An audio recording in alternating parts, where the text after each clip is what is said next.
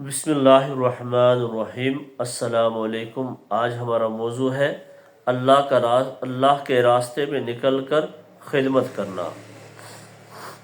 حضرت انس رضی اللہ عنہ فرماتے ہیں کہ ہم لوگ حضور صلی اللہ علیہ وسلم کے ساتھ ایک سفر میں تھے۔ ہم لوگوں میں سے کچھ لوگوں نے روزہ رکھا ہوا تھا اور کچھ بغیر روزہ کے تھے۔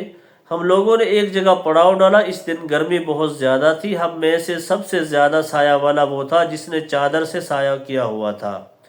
بعض لوگ اپنے ہاتھ کے ذریعے دھوپ سے بچاؤ کر رہے تھے۔ پڑاؤ ڈالتے ہی روزے دار تو گر گئے، اور جن لوگوں کا روزہ نہیں تھا انہوں نے کھڑے ہو کر خیمے لگائے اور سواریوں کو پانی پلایا۔ اس پر حضور صلی اللہ علیہ وسلم نے فرمایا، جنہوں نے روزہ نہیں رکھا وہ آج سارا ثواب لے گئے۔ حضرت انس رضی اللہ عنہ فرماتے ہیں کہ ہم لوگ حضور اقدس صلی اللہ علیہ وسلم کے ساتھ تھے۔ ہم میں سے سب سے زیادہ سائے والا وہ تھا جو اپنی چادر سے سایہ کر رہا تھا۔ جنہوں نے روزہ رکھا ہوا تھا وہ تو کچھ نہ کر سکے، اور جنہوں نے روزہ نہیں رکھا تھا انہوں نے اپنی سواریوں کو پانی پینے اور چرنے کے لیے بھیجا، اور خدمت والے کام کیے اور مشقت والے بھاری بھاری کام کیے۔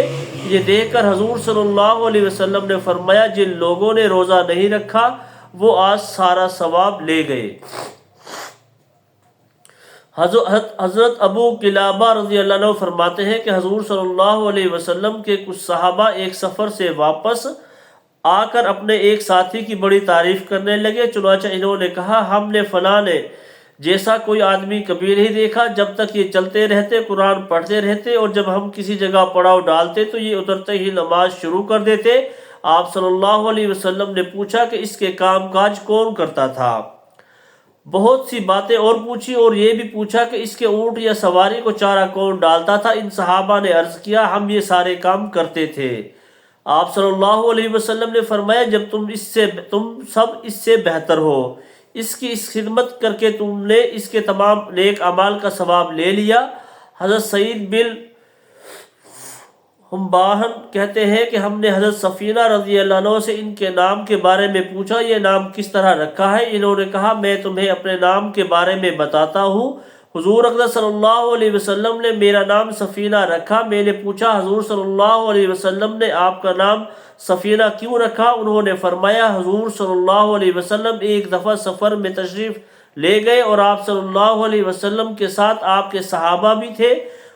صحابہ رضی اللہ عنہم کو اپنا سامان بھاری لگ رہا تھا۔ حضور نے مجھ سے فرمایا، اپنی چادر بچھاؤ۔ میں نے بچھا دی۔ حضور نے اس چادر میں صحابہ کا سامان باندھ کر اسے میرے اوپر رکھ دیا اور فرمایا، ارے اسے اٹھا لو، تم تو بس سفینہ یعنی کشتی ہو۔ حضرت سفینہ رضی اللہ عنہ فرماتے ہیں کہ اگر اس دن میرے اوپر 1 یا 2 تو کیا 5 یا 6 اونٹوں کا بوجھ بھی رکھ دیا جاتا تو وہ مجھے بھاری نہ لگتا۔ حضرت ام سلمہ رضی اللہ عنہ کے آزاد کردہ غلام حضرت احمد رضی اللہ عنہ فرماتے ہیں کہ ہم لوگ ایک غزوہ میں حضور صلی اللہ علیہ وسلم کے ساتھ تھے۔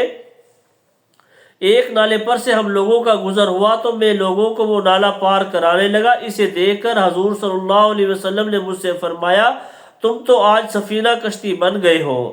حضرت مجاہد کہتے ہیں کہ میں ایک سفر میں حضرت عبداللہ بن عمر رضی اللہ عنہما کے ساتھ تھا۔ جب میں سواری پر سوار ہونے لگا تو وہ میرے پاس آ کر میری رکاب پکڑ لیتے، اور جب میں سوار ہو جاتا تو وہ میرے کپڑے ٹھیک کر دیتے۔ چنانچہ ایک مرتبہ وہ میرے پاس اسی کام کے لیے آئے تو میں نے کچھ ناگواری کا اظہار کیا تو انہوں نے فرمایا، اے مجاہد، تم بڑے تنگ اخلاق ہو۔